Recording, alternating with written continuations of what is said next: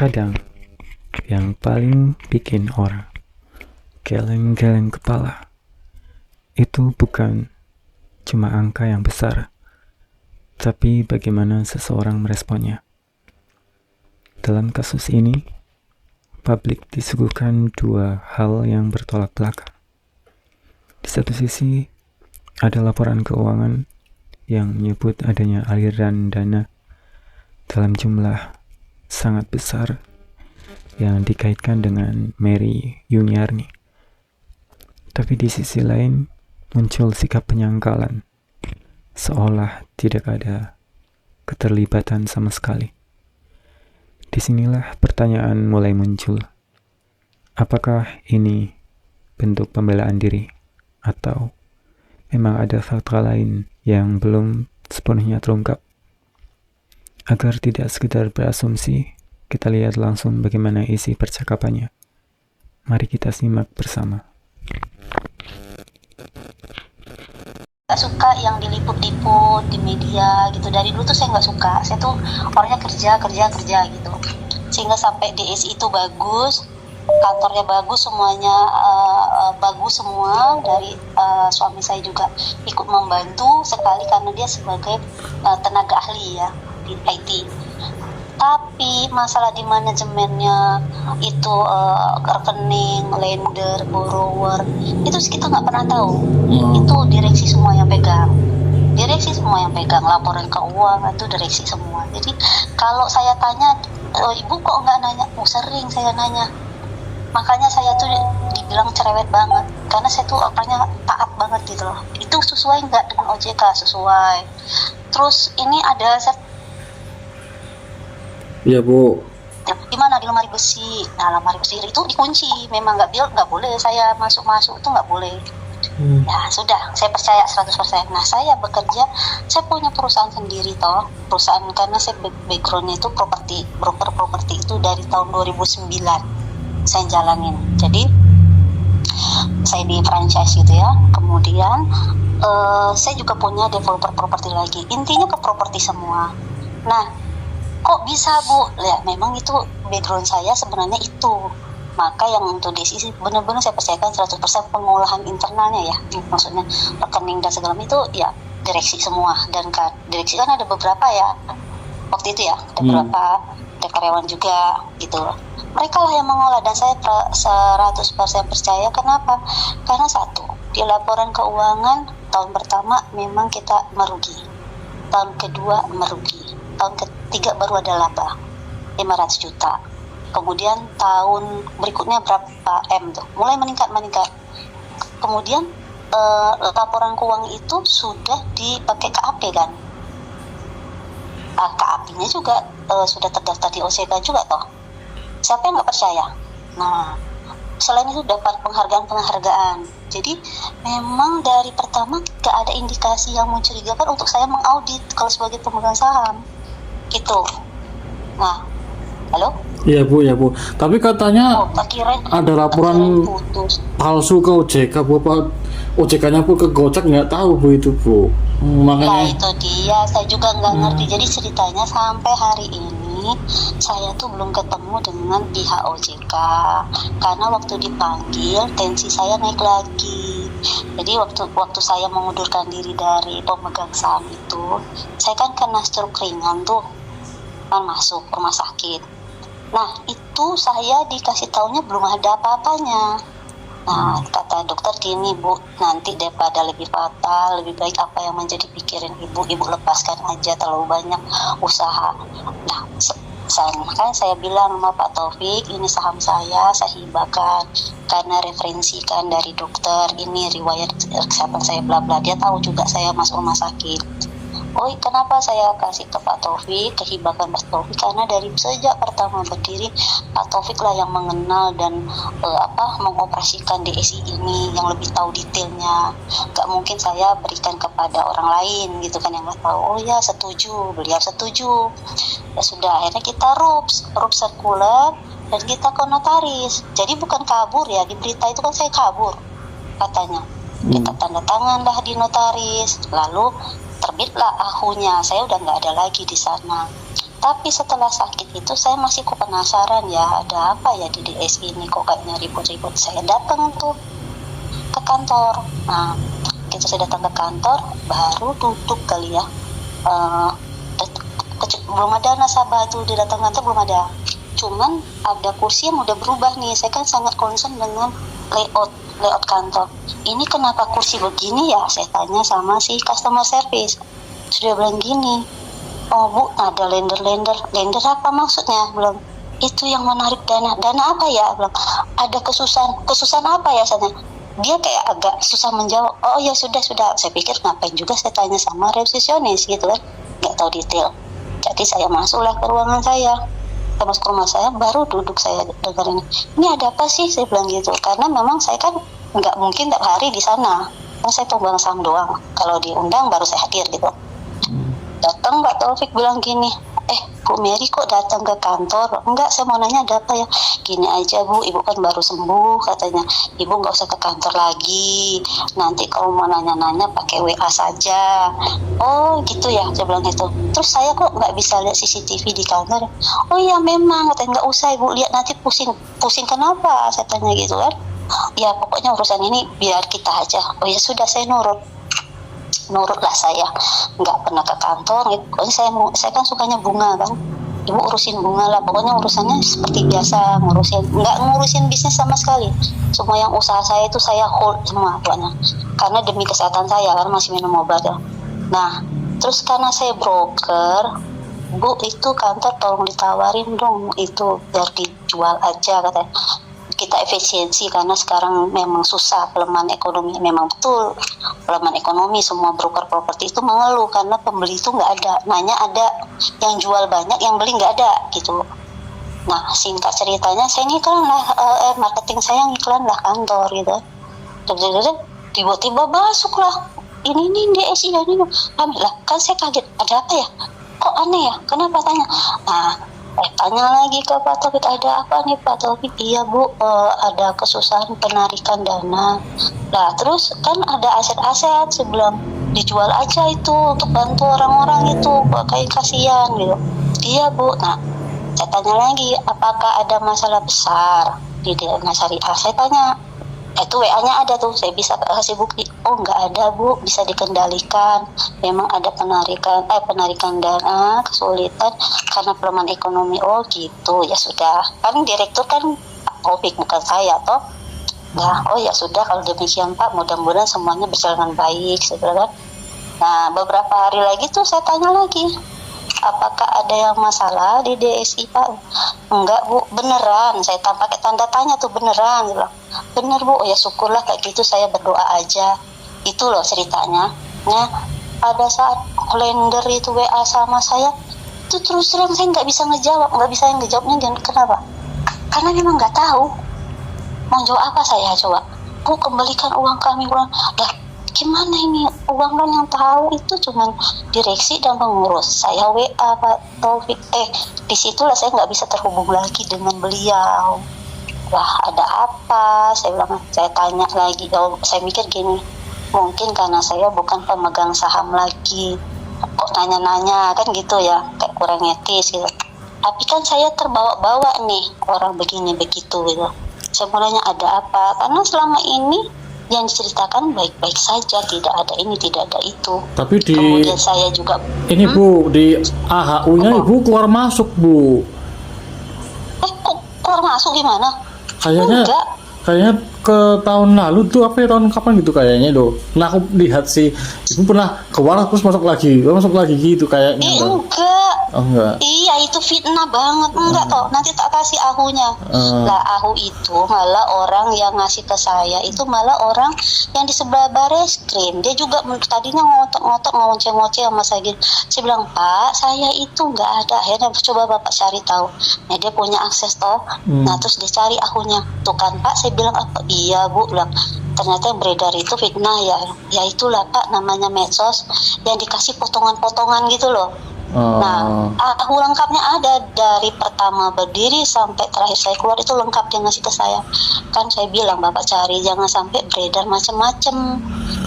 Saya itu bukan keluar masuk, namanya perubahan akta itu kan ada perubahan, tapi lihat pemegang sahamnya tetap saya, direksinya aja yang berubah, direksinya apa gitu. Jadi kan perubahan itu banyak, tapi saya nggak ada keluar masuk ya, pagi keluar masuk. Nah, keluarnya itu yang 2025 tanggal 4 September, nomor akta nomor 2 di notaris itu saya keluar, saya ibakan. Saya itu ya prihatin dan terus nangis ngelihat keluh kesahnya si customer lender ini kan, ada yang sakit, ada yang mau melahirkan, ada yang begini. Bilang, Bu, bantuin saya. Terus gimana saya mau bantuin coba? Saya tuh kan nggak pernah tahu data lender, data borrower, dia siapa dan minjem kemana, saya kan nggak tahu. Dividennya lumayan nggak sih, Bu, selama dulu ngambil Ibu di situ, Bu, sebagai pemegang saham, Bu? Dividennya, Bu? Belum ada dividen. Dividen itu tidak dibagikan karena untuk pengembangan produk apa namanya ya, produknya si perusahaan ini. Jadi belum ada dividen. Jadi saya di sana itu sebagai advisor yang properti tadi, mencari kantor, interior dan segala macam, pokoknya kelengkapan keperluan kantor.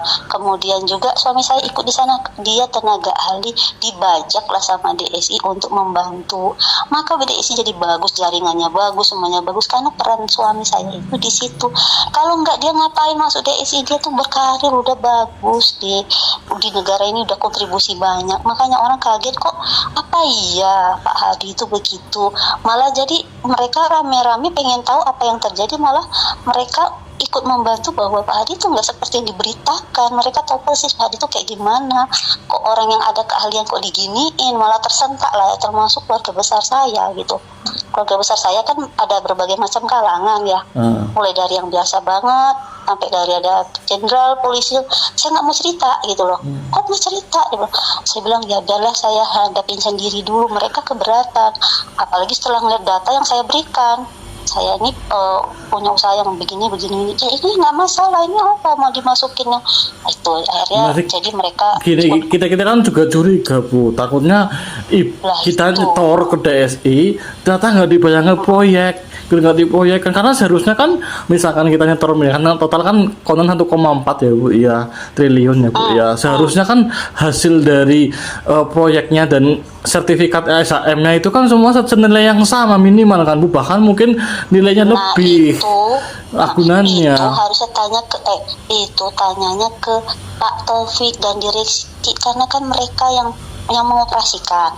Kemudian kan yang bisa terhubung dengan mereka itu paguyuban toh. Nah, saya aja nggak bisa ngubungin Pak Taufik. Justru saya pengen nanya kan, kalau saya tanya ini agunannya ada, kecukupannya cukup, di mana di lemari besi kan itu ngomongnya sama saya. Tapi kok di medsos 1,3 T segini, tapi di Bareskrim saya juga udah ngasih ke Bareskrim enggak segitu jumlahnya. Jadi yang benar tuh yang mana tuh saya bingung. Itu saya juga bingung. Ini yang benar tuh yang mana sih, saya bilang gitu. Di medsos 1, T, sampai ngebayangin 1, T aja saya mau udah mati berdiri. Kayak gimana tuh uang banyaknya. Tapi yang di sini kok berapa tuh kemarin tuh 489 M katanya. Terus saya tanya sama penyidiknya, Pak ini yang benar tuh yang mana ya? Di sini 489 M. Di medsos 1,3. Bu, saya nggak tahu, saya cuma nanya ini aja, Ibu saya tahu. Lah, gimana saya mau cari tahu, terhubung aja enggak dengan Pak Taufik, saya bilang gitu. Jadi angka yang berapanya itu juga saya pengen tanya besok kan, kalau misalnya saya ke OJK saya mau tanya kan, mereka lah yang mengawasin DSI toh. Secara rutin DSI melaporkan ke OJK. Ya kan? Nah, itu oleh ada komplain kita namanya Dayu Safitri, itu selalu ada asesmen sendiri yang melaporkan ke pihak OJK gitu loh. Dan itu lulus aja. Jadi emang nggak ada indikasi yang bikin saya harus gimana tuh nggak ada. Makanya saya tuh kagetnya. Selama ini kok nggak ada apa-apa, kok langsung kayak bom kayak gini sih gitu kan. Nah itu, tapi saya nggak mau keluar sana keluar sini. Saya tuh lagi cari informasi, malah informasi itu dapat dari lender loh. Saya tuh dapatnya, Bu begini apa iya, semua astagfirullahaladzim, Bu begini apa iya. Karena saya bisa ngubungin lagi kan Pak Taufik kan. Iya. Saya udah ke rumahnya nyari tahu dia di mana. Saking saya pengen bantuin gitu. Ini dianya ketemu ART-nya aja, udah lama nggak pulang. Saya ke titik-titik ke lokasi dia, proyek-proyek dia gitu kan. Apakah ada? Nggak ada juga. Saya lihat ke perumahan-perumahan yang dia kan developer sebenarnya, developer udah lama sebelum ada DSI itu. Nggak ada juga. Terus gimana? Saya mau cari informasi. Saya tanya ke kuasa hukumnya, gimana ngubungin Pak Taufik, saya bilang gitu kan. Saya pengen dengar dari mulut dia sendiri sebenarnya apa yang terjadi dan berapa uang yang bermasalah ini tuh berapa, karena saya cuma dengar dari medsos, saya bilang gitu. Ya tapi nggak sampai detik ini belum tersampaikan. Terus gini Bu lagi Malah saya udah apalagi di grup itu orang pada nyari ya info-infonya Bu ya. pasti Karena keterlibatan konco-konconya Bu. Terus Ibu mungkin tahu lah, karena kemungkinanku dilempar ke bisnis-bisnis yang lain. Contohnya misalkan kayak Sharia Coin, Ibu tahu nggak Bu? nggak tahu aku itu apa itu Sharia Coin. Udah pernah dengar iya Sharia Coin, tapi apakah ada Pak Taufik di sana apa enggak itu nggak ngerti aku. Nggak ngerti. Dulu. Pokoknya yang aku tahu itu cuman aku urusannya itu di Mediva, aku itu jadi broker properti, kemudian ada developer properti, ada konsultasi IT, konsultasi bisnis, pokoknya berdiri sendiri.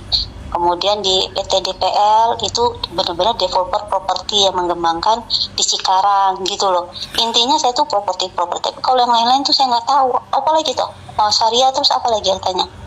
Ya karena kemungkinan kami tuh mungkin ada yang curiga ke sana gitu loh. Jadi nggak diputar ke itu proyek, tapi diputar ke bisnis yang lain gitu loh Bu. Nah itu nggak ngerti aku juga, makanya mau tanya dengan Pak Taufik ini piye itu caranya ini penjelasannya apa, karena yang diinfokan ke aku tuh ya cuman ini ada proyek, ini ada sertifikat, ada borrower kan gitu.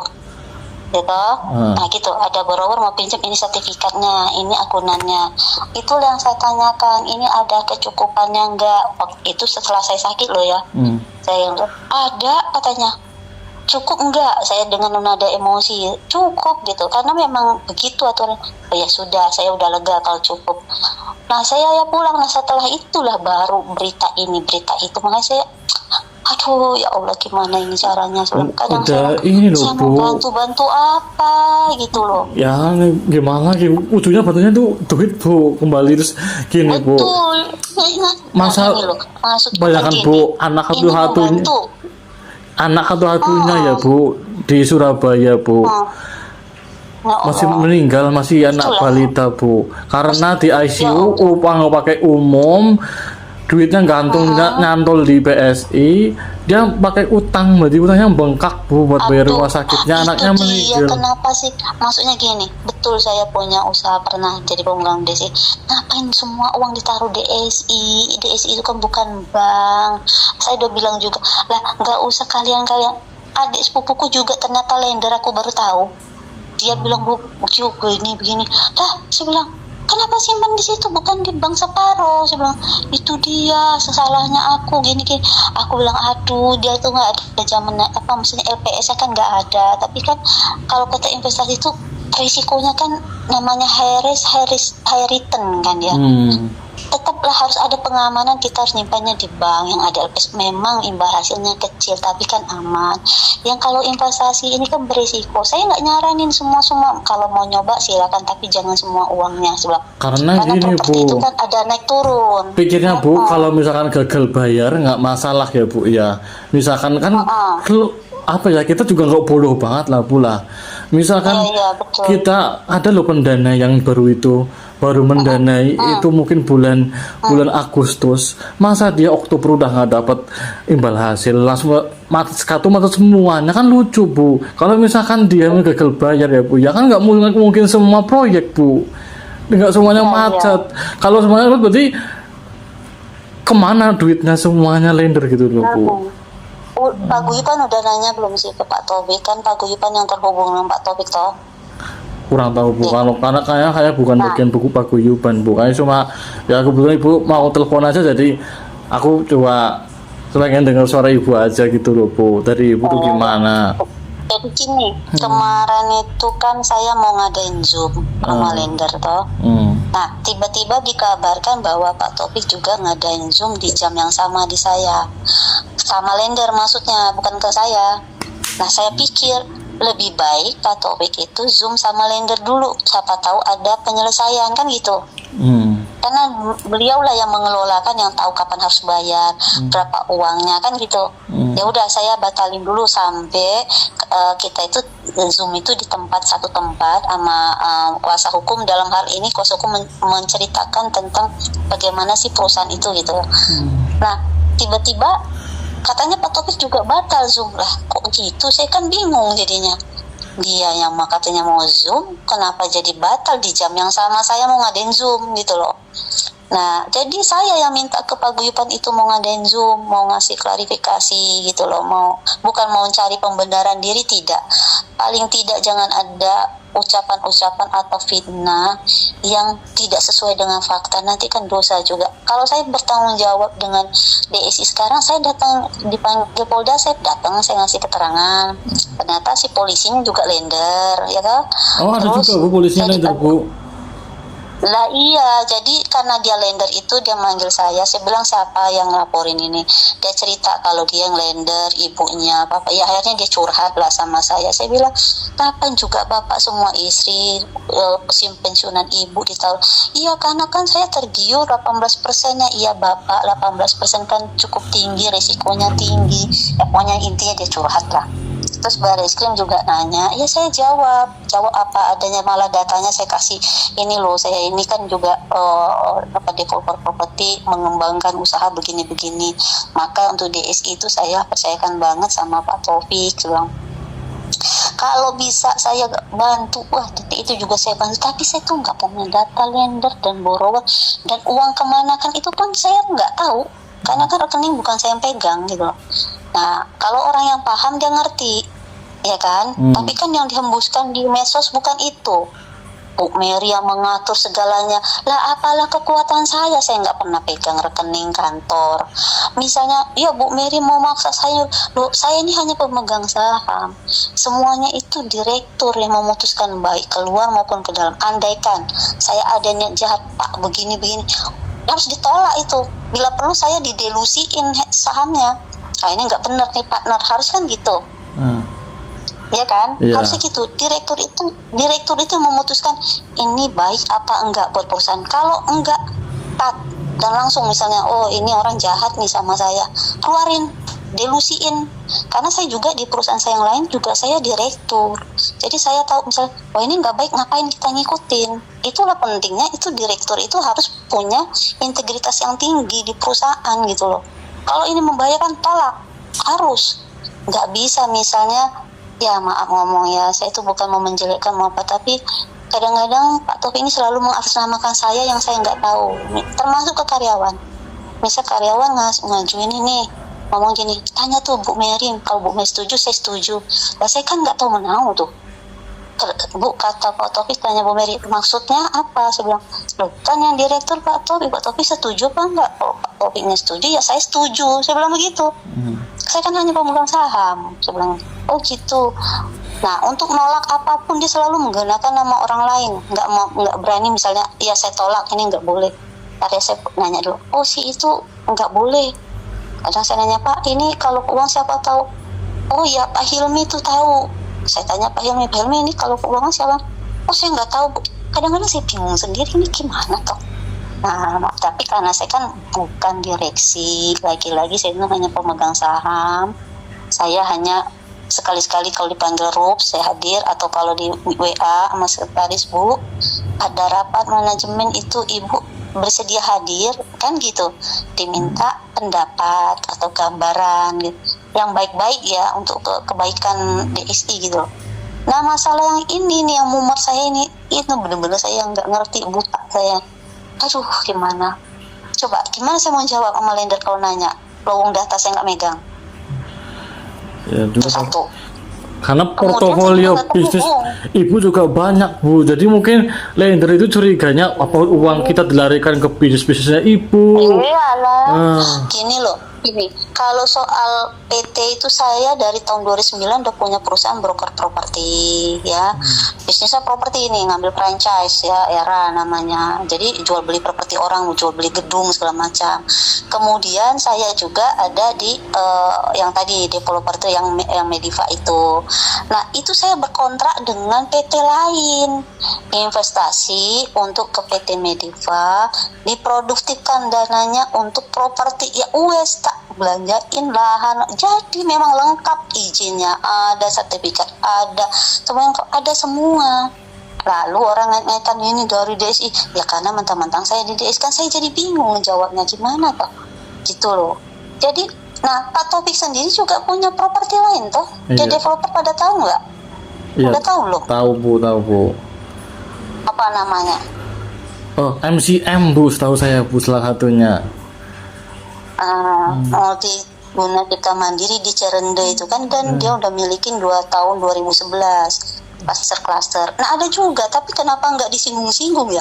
Kenapa yang saya, jadi patut diduga memang ada yang menghembuskan, menyalahkan saya, padahal kalau uang 1,3 T sebanyak itu tuh kemana kan saya nggak tahu juga, ya toh. Nah, makanya saya bilang ke Bareskrim, saya kasih data sebenarnya, ke OJK saya kasih sebenarnya, oh jadi begini. Nah, nggak cocok kan dengan di berita. Nah, makanya saya bilang, saya bersuara nih. Tapi saya nggak mau ke podcast gitu kan, nggak mau saya. Saya bawa data, nih maunya apa? Saya jelasin ini, nomor rekeningnya ini, silakan ini apa? Ya. Saya punya properti kerjasama dengan PT yang lain, dan sesuai dengan itu diproduktifkan untuk pembangunan. Ini saya lakukan, gitu loh. Gitu aja penjelasannya. Pokoknya aku saya selalu berdoa semoga ini cepat selesai. Tapi terakhir kan udah diblokir PPATK. Nah, wis itu aku nggak ngerti juga tuh gimana cara balik-baliknya. Lagi telusuri Bu, dana-dananya Bu, mau kemana mungkin Bu? Iya. Ya wes lah, nggak apa-apa. Kalau saya memang ada kontrak ya, tetap kalau misalnya ternyata ada apa-apa ya pasti saya akan ngomong apa adanya, nggak ada yang saya sembunyiin. Berkali-kali saya bilang, kita ini di dunia mungkin bisa sembunyi dari orang, tapi Allah nggak akan bisa kita sembunyi. Kalau saya ngomong apa adanya, ya terserah Allah lah. Hidup sekali ya Bu ya, bikin sakit orang banget, dosanya banyak banget Bu, di akhir itu kekal ya Bu. Iya betul. Iya. Pokoknya kita sama-sama berdoa ini cepat selesai. Mungkin kehadiran OJK dan yang lain-lain itu bisa menyelesaikan semuanya. Iya. Sama itu Bu, BPRS Al-Barokah Bu, apa yang Ibu tahu? Nah, itu kan lain. Itu kan ceritanya lain. BPRS itu lain lagi ceritanya. Itu kan apa namanya, ada direksi sendiri. Nah itu saya nggak ngerti urusannya. Itu loh, tanya aja sama direksinya. Wes ya. Oke Bu. Makasih banyak ya. Semoga sehat ya mas keluarga. Assalamualaikum. Amin.